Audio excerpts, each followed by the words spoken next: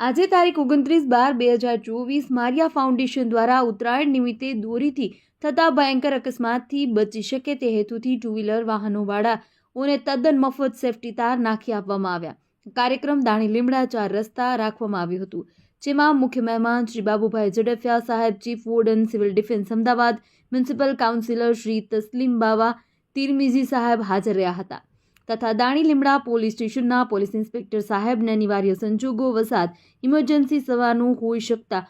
આવી શક્યા ન હતા પીએસઆઈ NN ગામિત સાહેબે મોકલ્યા હતા અને પોલીસ સ્ટાફે પણ હાજરી આપી હતી અને વિસ્તારના આગેવાનો શ્રી મકસૂદ કે Malek, divisional warden civil વસીમભાઈ Pathan, અઝમુદ્દીનભાઈ, બરકત કુરેશી, ઝફર અજમેરી, બિલાલભાઈ લુહાર, ધીરજ પરમાર, ઇમ્તિયાઝ શેખ વગેરે ઉપસ્થિત રહ્યા હતા.